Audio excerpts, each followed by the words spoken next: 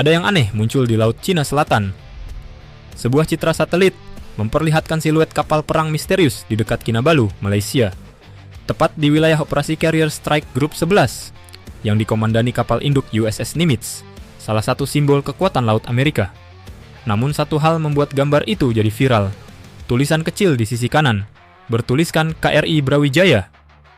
Pertanyaannya, apakah benar fregat terbaru TNI Angkatan Laut itu berlayar diam-diam di dekat Kinabalu dan dekat armada Carrier Strike Group Amerika? Atau justru publik sedang salah melihat bayangan?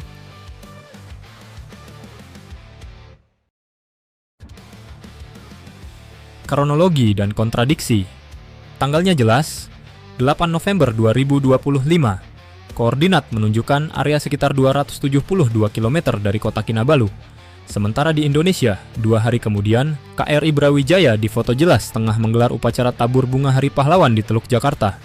Artinya, jika kapal itu benar yang terlihat di Laut Cina Selatan, ia harus menempuh perjalanan hampir 2000 km dalam waktu kurang dari 2 hari. Secara teori, bisa. Tapi apakah masuk akal? Disinilah misteri dimulai.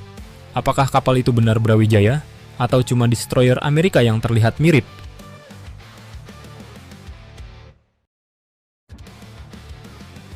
Bentuk dan bayangan. Mari kita bicara tentang bentuk dan bayangan. Citra satelit yang viral itu beresolusi rendah. Hanya tampak garis memanjang. Panjangnya sekitar 143 meter. Terlalu sedikit detail untuk mengenali jenis kapal. Masalahnya, ukuran itu persis di antara beberapa kelas besar. KRI Brawijaya punya panjang sekitar 143 meter. Destroyer Arleigh Burke Amerika 155 meter. Tipe 052D China 156 meter. Jadi, di mata satelit, semuanya hampir identik. 1 derajat bayangan atau pantulan cahaya bisa mengubah identifikasi. Inilah jebakan klasik dunia intelijen maritim modern, di mana 1 piksel bisa memicu 1 spekulasi global.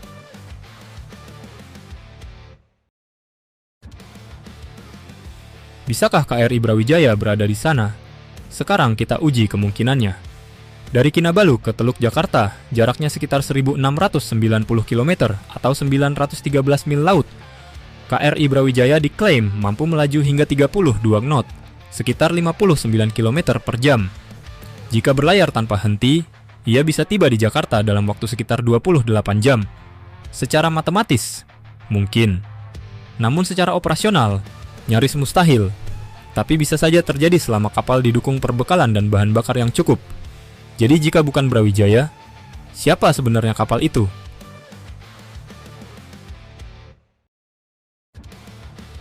Tiga skenario besar.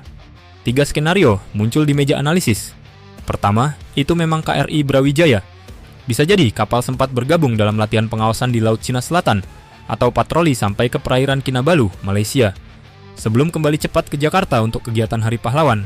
Tapi, tidak ada catatan resmi yang mendukung skenario ini. Kedua, itu destroyer Amerika Serikat, pengawal setia USS Nimitz. Kemungkinan ini paling logis. Setiap Carrier Strike Group selalu membawa beberapa Arleigh Burke atau Ticonderoga, dan keduanya punya siluet nyaris identik dengan Brawijaya dari orbit. Ketiga, itu kapal perang China, seperti Type 052D. China secara rutin memantau pergerakan armada Amerika di Laut Cina Selatan, namun kemungkinan ini sedikit lebih kecil.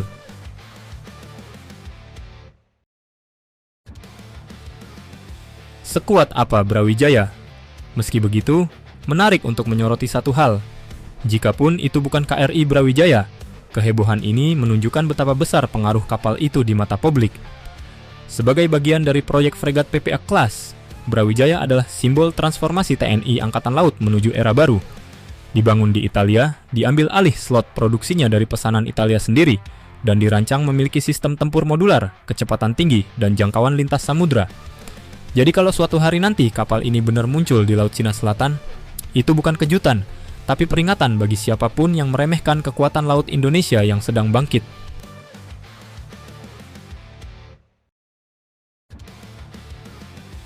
Petunjuk dan data lapangan. Kembali ke fakta. Tanggal 8 November, citra menampilkan USS Nimitz dan 1 siluet lain berjarak tak jauh. Tanggal 10 November, media menayangkan foto resmi upacara di Teluk Jakarta dengan KRI Brawijaya jelas terlihat. Tidak ada laporan keberangkatan darurat, tidak ada jejak AIS, tidak ada keterangan resmi dari TNI Angkatan Laut. Sementara itu, catatan OSINT Amerika dan Inggris mengonfirmasi Carrier Strike Group 11 memang sedang beroperasi aktif di Laut Cina Selatan. Maka, secara logika militer, kemungkinan besar siluet itu bukan KRI Brawijaya, melainkan kapal pengawal Amerika seperti USS Higgins atau USS Ticonderoga.